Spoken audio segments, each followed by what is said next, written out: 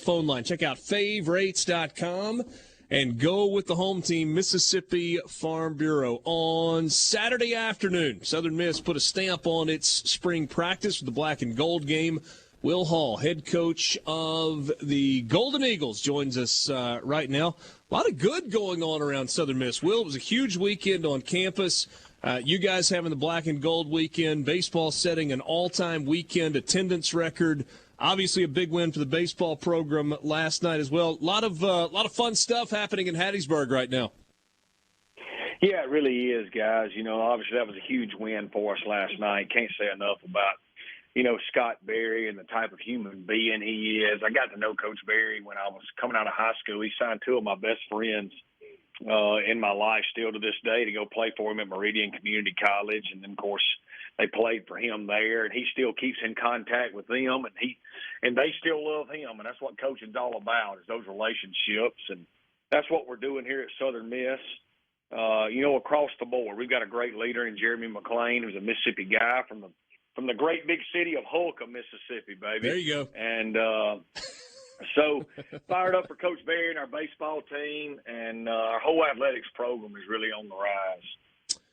Well, I've made jokes about the 13 months that spring practice lasted this year. I mean, it felt like you really stretched things out, but I think there was some method to your madness. So when you were laying out the schedule and the plan for the spring, what were you trying to accomplish by one, stretching it out, but then two, just kind of big picture, going into your second spring? What were you trying to accomplish?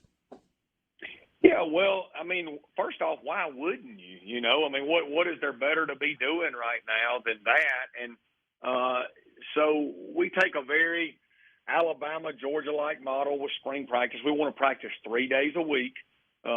We go every Tuesday, Thursday, and Saturday, so that there's off days in between where you can really meet and lift and really have football school, if you will, and really teach these kids how we want to play schematically, how we want to handle situations, and it's not rushed.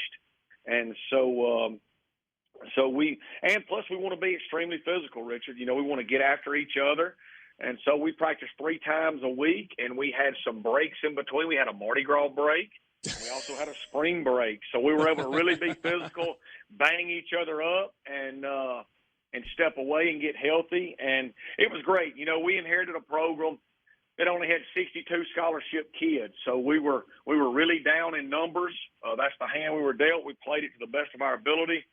Because of that, we enrolled 26 kids at mid-year and really, really improved our roster. And that was another reason that added to it, was we really wanted to take our time and really integrate these newcomers into our program and really teach them how we do things and how we want to roll. And I think it was good because we had no serious injuries. I think we're reaping the rewards of our strength program now after being here for a full year, but also the way we did spring. You know, we never overstressed them, you know, by going consecutive days. So it was really, really productive.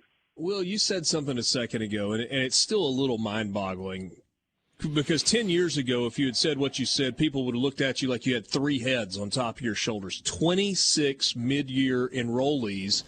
And yet, when you look across college football, it's happening all over the place. Now, you can't do that many every year, but because of what you had in terms of roster spots available, you're able to do that, and it's almost like you get, 14, 15 bonus practices with those guys. That's right. And, you know, it should never happen if you've got a program in place with a solid foundation, and that's what we're building here. So we don't expect that to ever happen again. It's something me and my staff are used to because we're small college guys, and you're always working. We've been working the transfer portal for years. You know, when you're at D2, you're taking kids that are D1 and FCS transfers all the time. So we're used to kind of recruiting like this. It's been an advantage for us, but we would certainly not want to be in this position moving forward, and we don't think that we will be, you know. I want to ask you something, and you've always shot really straight with me, and I know you will here. I'm curious if there was a moment during last season where you got discouraged. And I ask that because you came in with so much energy, and you were just selling the heck out of the program and trying to get your plan in place. And then it got really hard, and the injury bug hit you guys super hard last year. Now you never really let that on publicly, but I'm wondering if privately, if there were some moments where you just kind of stepped back and shook your head and were a little discouraged. Well, I want to say this. From the moment we took this job, we promised everyone that we would not do anything. We would not make any decisions in the short term that would hamper the ultimate ceiling and the growth of this program and where we wanted to get it back to. We've not shied away. We want to be the best Group of 5 program in the country, and we think we can be that. Because of that, we could have taken some guys last year and pushed them forward in recruiting, and our roster would have been better in year one.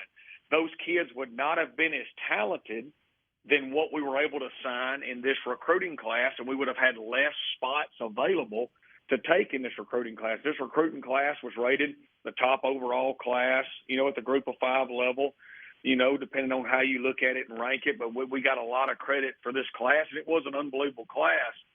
So we didn't take any shortcuts. Because of that, we knew year one could be tough if we suffered some injuries. Because, Richard, we had 62 scholarship kids. That's like, normally you're at 85. Well, it was a COVID year, so everybody's playing with between 95 and 100 scholarships.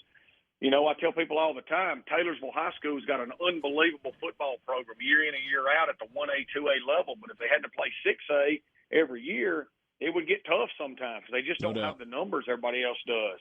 But did I get discouraged? Yes. I'm not ashamed to say it. I'm not a loser. I'm not used to losing. I've won my whole life.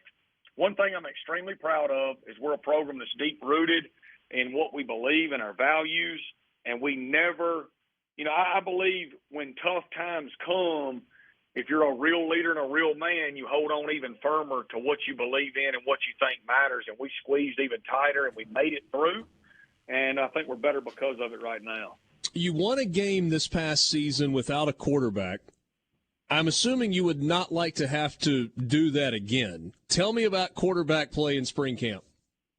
Well, we actually won 2 games without a quarterback, which Dad, who's done a lot of football, thought was a modern miracle. No, we wouldn't want to do that again. We don't think we'll have to. We've recruited extremely well at the quarterback position.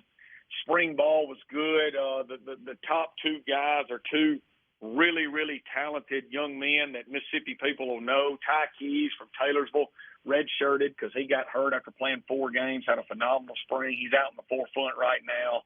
Over the last 2 weeks of spring, he was probably the best player on the field.